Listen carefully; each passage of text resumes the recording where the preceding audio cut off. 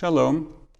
I'm Rabbi Michael Panitz, speaking to you from the pulpit of Temple Israel in Norfolk, Virginia, on April 20th, 2021. I'd like to speak to you on the subject of justice, truth, and peace, the three pillars on which the world rests. Today, a jury in Minneapolis returned a guilty verdict against police officer Derek Chauvin on trial for the murder of George Floyd. This is news, although the reason why it is news ought to be the cause of great and sober self-reflection for our nation. The jury verdict is news because it is rare in our country for a police officer to be convicted of murder while serving in the line of duty.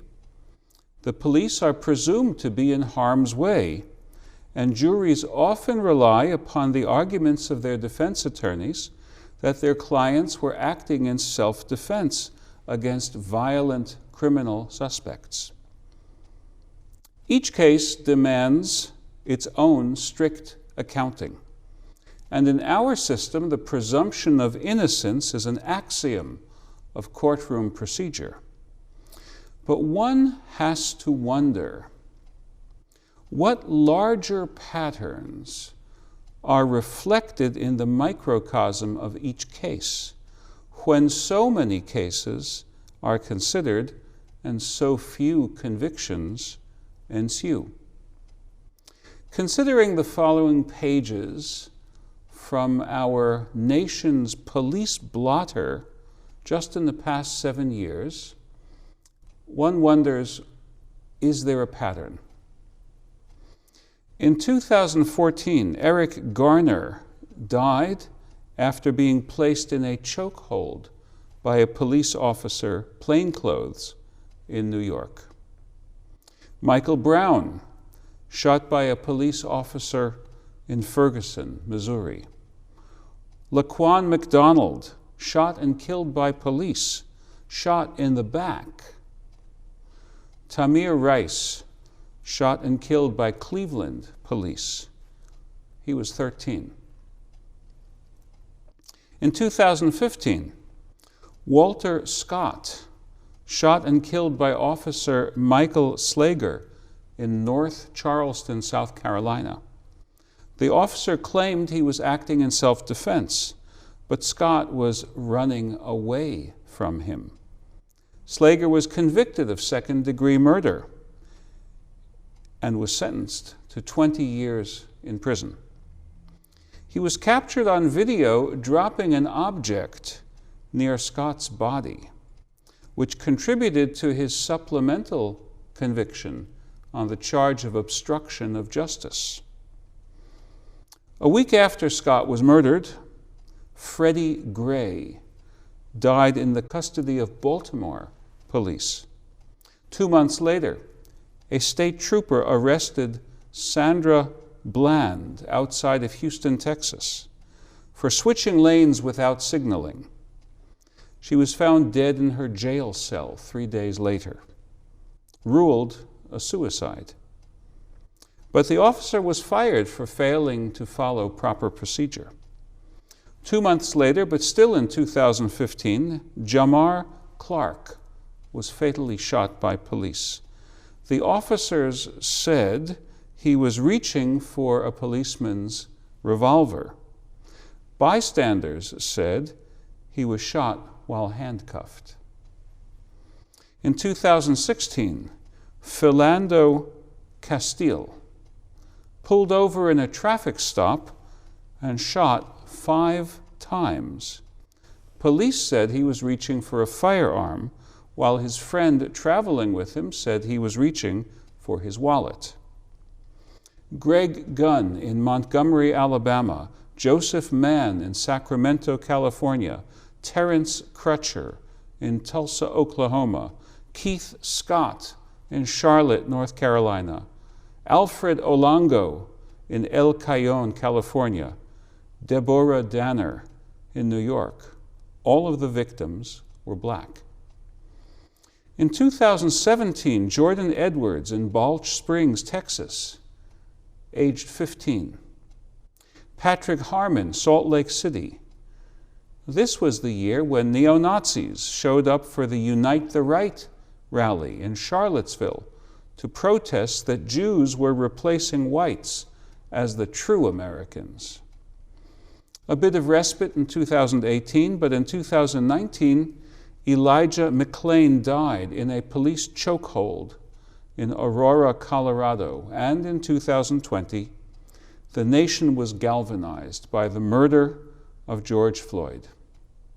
In August, police shot Jacob Blake during a traffic stop, again shooting him in the back after already stunning him with a taser. This shooting was not fatal, although it did inflict serious injury. These are many and varied cases, and doubtless in some of them the victims were behaving in a threatening manner. But what of the others? What of the overreactions? What of the shootings in the back?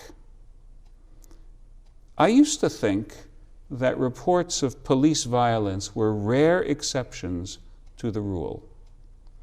I still think that we're talking about exceptions, but they're not rare enough.